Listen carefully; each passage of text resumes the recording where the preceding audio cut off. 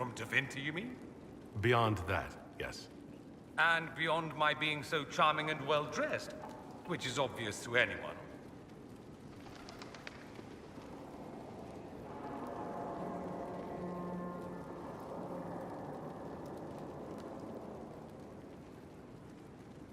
I'm well aware of your finer qualities, believe me. Of course I believe you. The moment I saw you, I thought, there's a man who knows quality. Now, what was I talking about? Ah, yes, me. I am the scion of House Parvis, a product of generations of careful breeding and the repository of its hopes and dreams. Naturally, I despised it all. The lies, the scheming, the illusions of supremacy. That's Tevinter in a nutshell, isn't it? Needless to say, my family was not happy with my choices.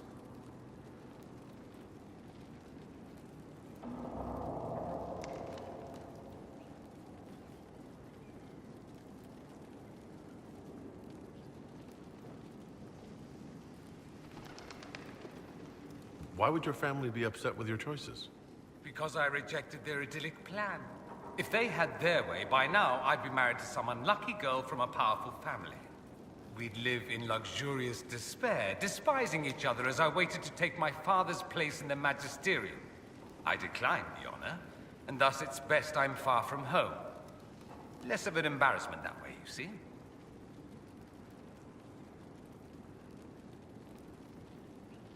What did you mean by generations of careful breeding? The great families of Tevinter don't have children. They refine traits, weed out the undesirable, and promote the rest. My mother was chosen for my father because magic runs strongly in her blood. Never mind that they loathed each other. They wanted a son who could become Archon to make House Parvis the envy of the Imperium. They got me. A cautionary tale that you should be careful what you wish for.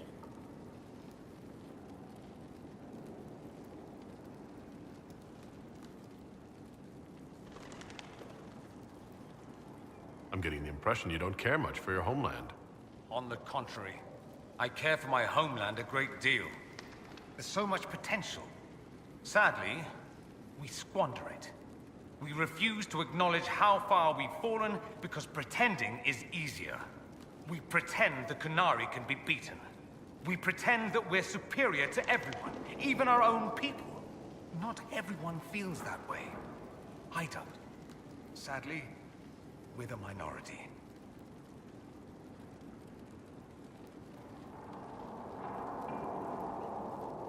It just seems so much of what you say about the Imperium is entirely negative. It might sound that way. For all our faults, my people have many virtues. We are laden with history and culture. Tevinter is where Thedas truly began, remember? We treasure our past and preserve it. You can walk down a side street and find nothing built during the modern ages. And despite appearances, we care. Deeply. About everything. We have no reserve, not in war and not in love. If I truly believed my homeland was beyond all hope, I wouldn't miss it so much.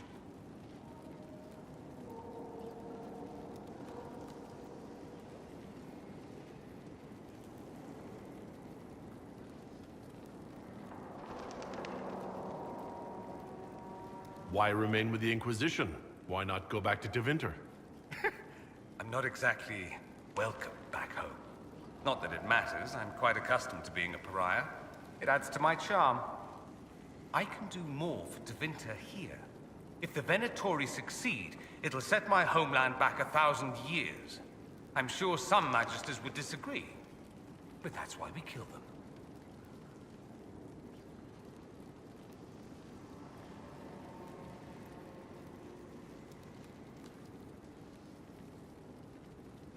I think I've heard enough. That's too bad. I never tire of talking about myself.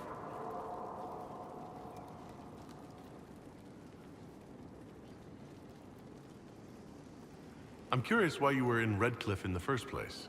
Looking up an old mentor of mine. A magister by the name of Alexius. Good fellow.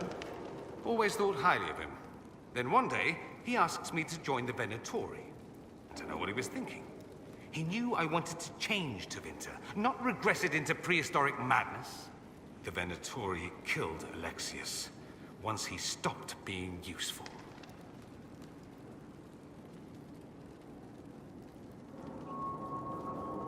Seems odd he would get involved with the Venatori at all. That's what I thought. I'd hoped to persuade him to leave Redcliffe. I suppose he had his reasons. People will do odd things when they're strung over a barrel. Either that, or I didn't really know Alexius at all.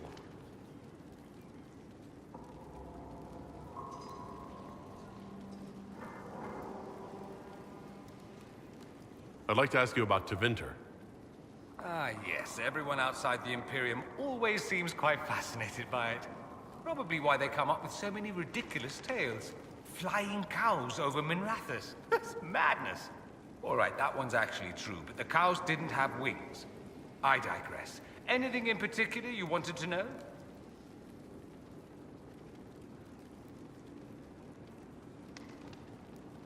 It seems strange that an entire empire would be ruled by mages.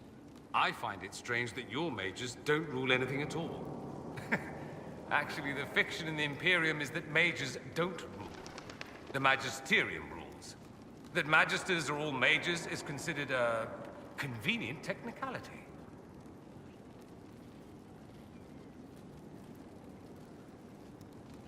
What is the Magisterium, exactly? The upper house of the Imperial Senate, and the only part worth having a seat on. Those seats are split among the circles of Magi, the Chantry, and the major families. All mages now. It's odd that outside the Imperium, you use Magister like it applies to every Tevinter mage.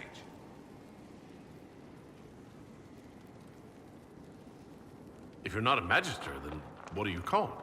No special title? I'm an Altus, which is almost as good as a Magister, depending on who you ask.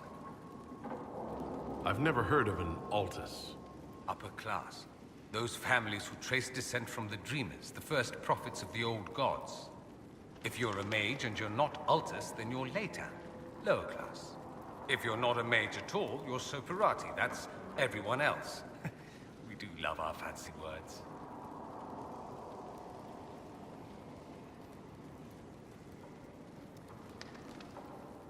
I thought the Archon ruled over the Imperium. Well, yes. Technically, he can overrule laws passed by the Magisterium, but that never happens. Even so, he gets to appoint new Magisters, which means all the families vie madly for his favor. Thus, the Archon gets invited to all the parties. The truest path to Tevinter influence, let me tell you.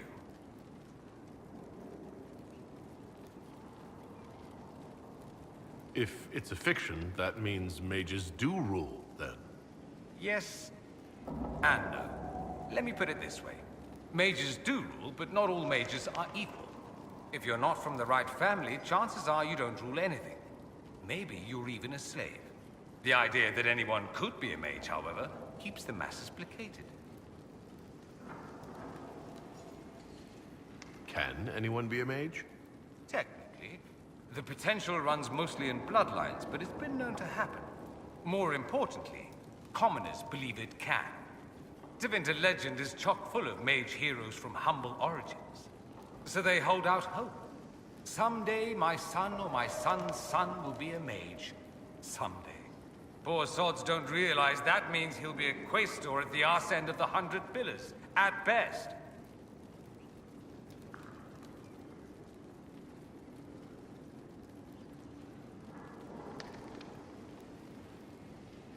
Being a quaestor isn't a good thing?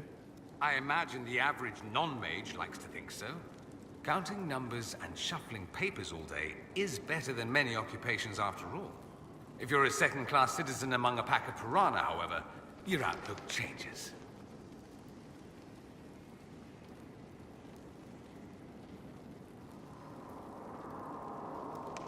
But let me ask you something else. Of course.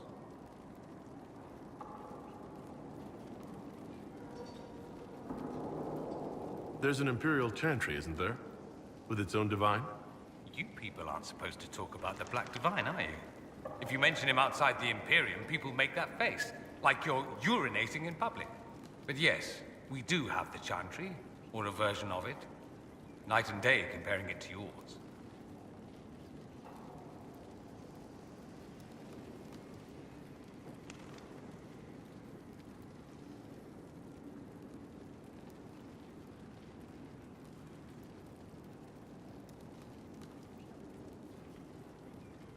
Is the Imperial Chantry so different from ours? Not in theory. The main difference is in the whole magic is meant to serve man, not rule over him business. Back home, ruling the unwashed masses is serving them, for the good of the Imperium. Perhaps it started with good intentions, but these days it's academic. The circles are in command.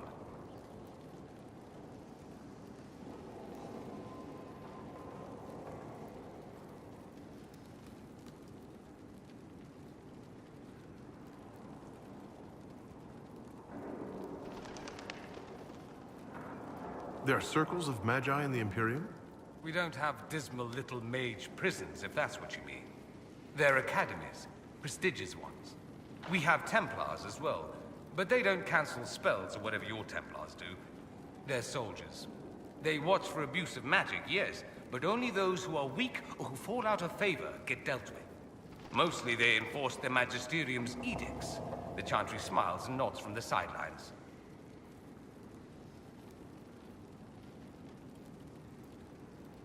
Do you really call him the Black Divine?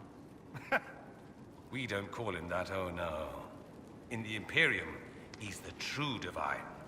The woman sitting on the Sunburst throne is some backwater pretender.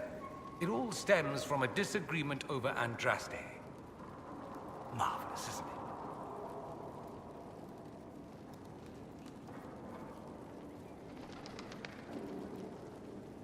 Why would they disagree over Andraste? It's not my field of expertise, but the Imperium believes Andraste was a mortal woman, a mage. Down south, they say, no, she's the bride of the Maker, ascended to his side, divine provenance, a blah blah blah. We feel better believing Andraste was one of us. Makes executing her less damning, you see. So we elected a man as divine, the South declared war, and we've been feuding cousins ever since.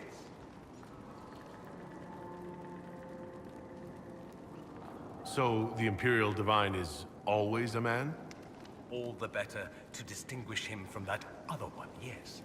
Don't think there aren't a number of female magisters who bristle at that. Why can't they be divine after all? Same reason you never see a man on the Sunburst throne. Because that's how it's always been done.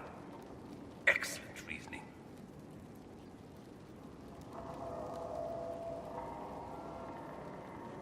Do you consider yourself Andrastian? The big question. It might surprise you that I do consider myself Andrastian. I simply do not believe in the Chantry. It is a relic, whether back home or here in the South.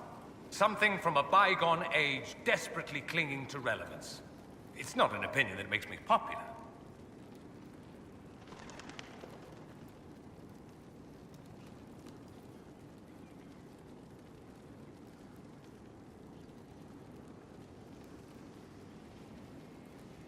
I'm not surprised.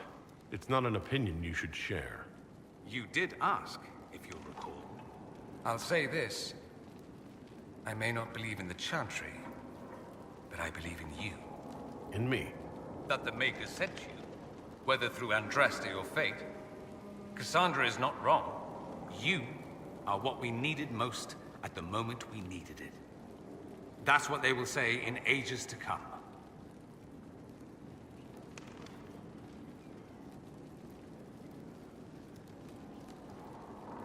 You don't seem like the religious sort, to be honest.